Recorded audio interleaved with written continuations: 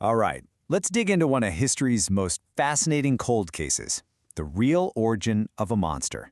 And I'm not talking about just any monster. I'm talking about the legendary griffin. The crazy part? The prime suspect? Well, it's been buried for millions of years. So just think about this for a second. What if all those monsters from myths and legends, what if they weren't just made up out of thin air? What if they were an ancient civilization's best guess at explaining something real, something they literally dug up from the ground? That's the huge question we're tackling today. Okay, so our story doesn't start in some dusty old storybook. No, it starts out on the massive, windswept plains of ancient Eurasia. And it's all about a group of people who were, let's just say, as fierce as they were creative.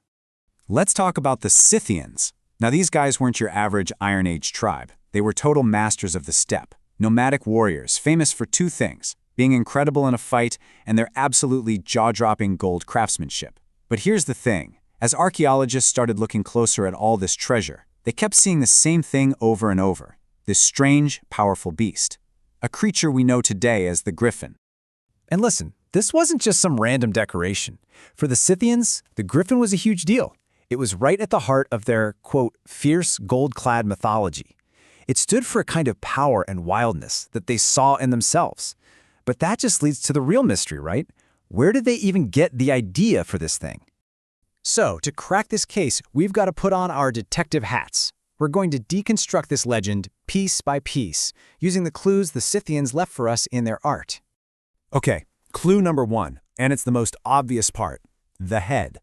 You look at all this Scythian gold work, and the griffin always has this sharp, powerful, curved beak. It's totally bird-like, Makes you think of a huge eagle, or maybe a vulture. All right, now for clue number two. This is where things get weird. Right behind that beak, their griffins almost always have this big crest, or like a bony frill. I mean, that's not something you see on any bird flying around today, right?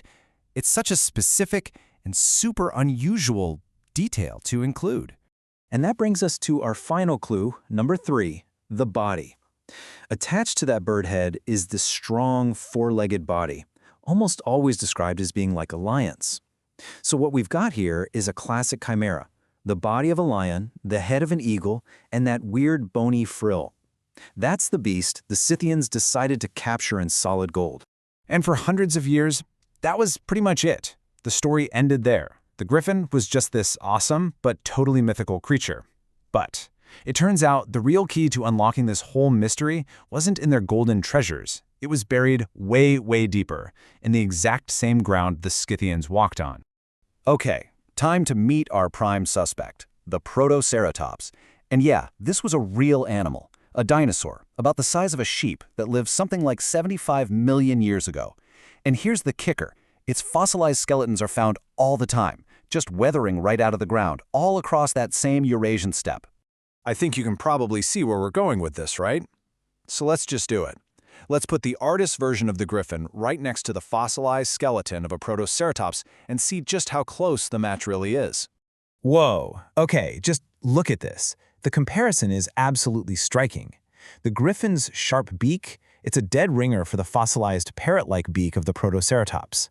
That weird prominent frill we were talking about, it lines up perfectly with the huge bony neck frill on the dinosaur skeleton. And the four-legged body, well, Protoceratops was a quadruped. It's almost a perfect match. And this is the whole point, right here. It's not a coincidence. The Scythians probably weren't just inventing this from scratch. They were literally stumbling across these strange skeletons popping out of the ground. In a way, they were the world's first paleontologists, trying to make sense of the evidence without any idea about things like extinction or dinosaurs.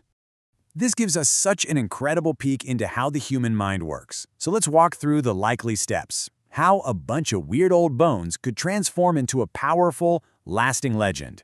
So the process probably went something like this. Step 1. Find. A nomad is out on the steppe and finds these bizarre bones. Step 2. Interpret.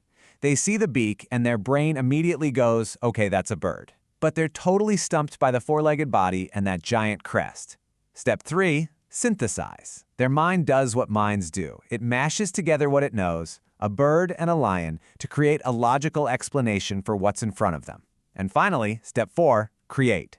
The artists get to work, immortalizing this amazing new creature in gold, and boom, a legend is born. And really, that's the big idea here.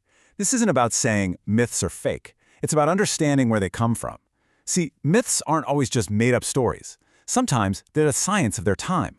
They're a record of people trying their best to observe, interpret, and explain the mysteries of the world. It's like a kind of proto-science. So, this whole thing leaves us with one last really fascinating question. If the griffin came from the bones of a Protoceratops, what other legends out there have a similar origin? I mean, how many stories of dragons, or giants, or sea serpents are just ancient people trying to explain a fossil they found? It really makes you look at all of mythology in a completely new light, doesn't it?